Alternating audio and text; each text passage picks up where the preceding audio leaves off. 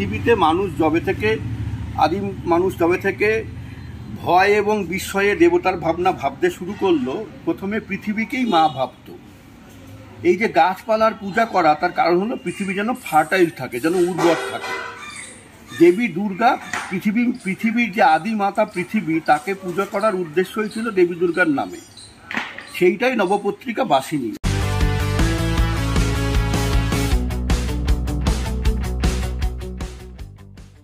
Back to my channel Satish Akash for the people and of the people. আমরা এই মুহূর্তে এসে গেছি বাঘাযতীনে। আর বাঘাযতীতে অন্যতম পুজো হচ্ছে, সেটা হচ্ছে পাটুলি।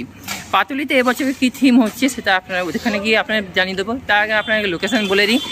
লোকেশান আপনারা বলে রাখি, বাঘাযতীন স্টেশন মানে শিয়ালদা থেকে দক্ষিণ শাখার ট্রেন ধরবেন। যে কোনো ট্রেন, ক্যানিং হোক, বারুইপুর হোক বা সোনারপুর হোক, যে কোনো ট্রেন আপনারা ধরবেন। সেই ট্রেনে করে আপনারা কিন্তু যাদবপুরের পরের স্টপেজ আপনারা কিন্তু বাঘাযতীনে নামবেন। বাঘাযতীন থেকে 5 থেকে 7 মিনিটে হাঁটা পথ, কিংবা টোটো বা অটো করেও আপনারা কিন্তু চলে যেতে পারেন। টোটোতে পড়বে পার পার্সন 10 টাকা, এবং অটো হলেও যেতে পারে। যাই হোক, টোটোতে কিন্তু 10 টাকা লাগে। তো চলুন, সেখানে গিয়ে আপনাদের সঙ্গে দেখা হচ্ছে। এই মুহূর্তে এসে গেছি পাটুলি সেন্ট্রাল ক্লাবে। আর পাটুলি সেন্ট্রাল ক্লাবে আজকে যে আপনাদেরকে যে প্যান্ডেল প্রিপারেশান দেখাবো, সেটা তো দেখাবোই, প্লাস এখানকার যে যিনি শিল্পী, তিনি কিন্তু ফুল কিন্তু প্যান্ডেল প্রিপারেশান এবং প্যান্ডেল প্রিপারেশানের মাধ্যমে প্রত্যেকটা কিন্তু মানে যে জিনিস আছে, মানে কি বসবে না বসবে সমস্ত কিছু কিন্তু উনিই বলবেন। ঠিক আছে, তো ওনার মুখ দিয়ে আপনারা শুনে নিন। চলুন তাহলে। তো পাটুলি ক্লাবে ভাইস প্রেসিডেন্টের সঙ্গে কথা বলছি। তো এবছরে কত বর্ষে পূর্ণ? আর এবছরে থিমটা কি হতে চলেছে? এই বছরে আমাদের থিম হচ্ছে নবপত্রিকা বাসিনী। দুর্গার যে নবপত্রিকার যে আমাদের আছে, সেই থিমটাই করছেন। আমাদের থিমটা করছেন আমাদের কৃষ্ণ দাসগুপ্ত মাস্টার, উনিও আছেন। উনি আপনাদের আচ্ছা, প্যান্ডেল কত দূর এখন প্রস্তুতি? প্রস্তুতি আপনারা নিশ্চয়ই দেখবেন। প্যান্ডেল যখন কভার করা হবে তখন আপনারা প্যান্ডেলের প্রস্তুতি দেখবেন। আশা করি আমরা 15 দিন থেকে 20 দিনের মধ্যে প্যান্ডেলের সমস্ত স্ট্রাকচার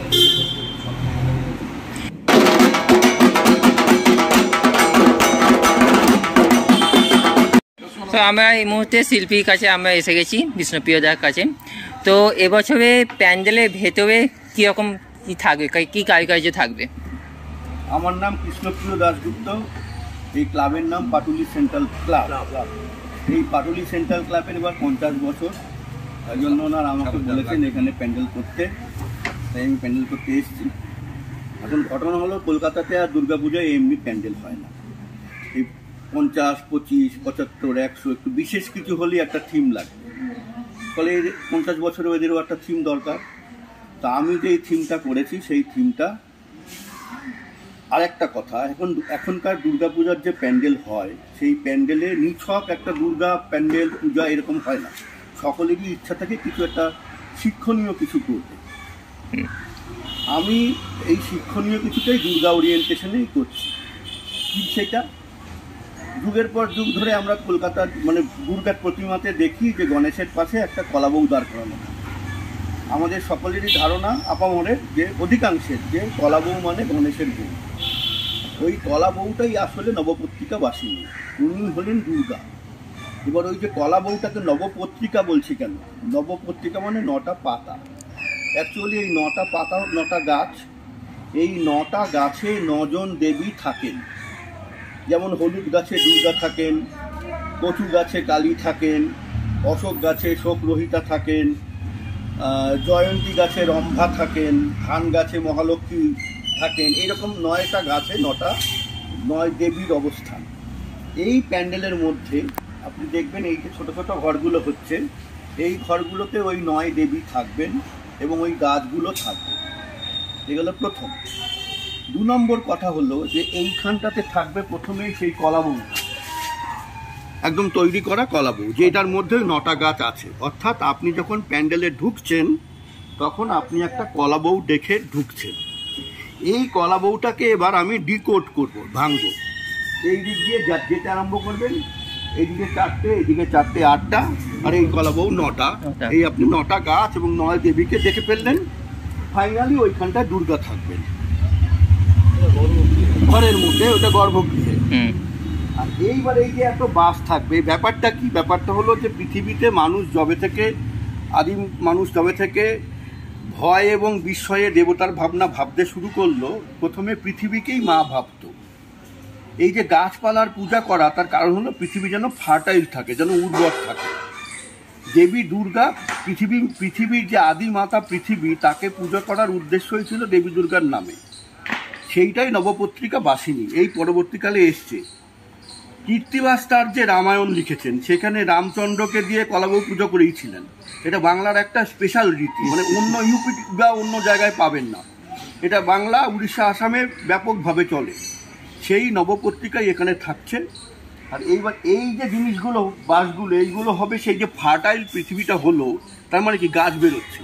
আমি এই পুরো মাঠটা জুড়ে ফুরে বেরোনো এই জিনিসটা থাকবে। এইটাতে সব রং থাকবে, কাঁচা কচি কলাপাতার কচি সবুজ এরকম রং থাকবে, এইরকম ফুরে বেরোচ্ছে। এইটা হলে এই যে এই ফার্টিলিটিটাকে এখানে বোঝাচ্ছি। এই হয়ে গেল মূল ব্যাপার। এইবার এই টুকরো টাকা নানা রকম জিনিস থাকে, সেটা যে ফাইনালি গিয়ে আমি কত রকমের লাগাবো আমি এক্ষুনি নিজেও জানি না, ড্রয়িংয়ে নাই আর কি, বুঝতে পারছেন? এই হলো পুরো ব্যাপারটা। এবার এইটার মধ্যে আমি যে কাহিনীটা বললাম, এই কাহিনীটা আমি লিখেছি। প্যান্ডেল কারা করছে, মিউজিক কার, ঠাকুর কার, সব এই নামও পাবেন। আর এখানে এলইডি কিছু ব্যাপার থাকবে?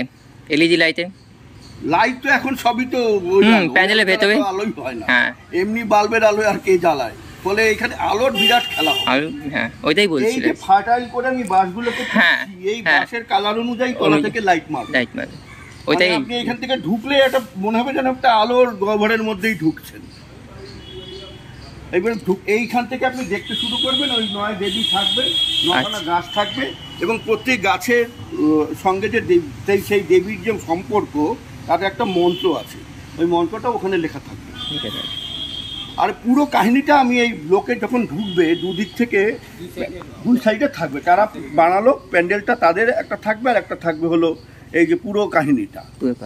এই আমি রেখে দেবো এখানে, যাতে লোকের কোনো অসুবিধা না হয়। এটা পড়বে, পড়ে ঢুকবে, দেখে বেরোবে, বেরিয়ে আর যাতে কলা বউকে গণেশের বউ না বলে, এইটা আমার একটা ইচ্ছা। এবার এই হলো নবপত্রিকা বাসী। থ্যাংক ইউ সো মাচ, অনেক ধন্যবাদ। আর যারা পুজো দেখতে আসবেন, তাদের উদ্দেশ্যে আপনি কি বার্তা দেবেন? তারাই তো আসল।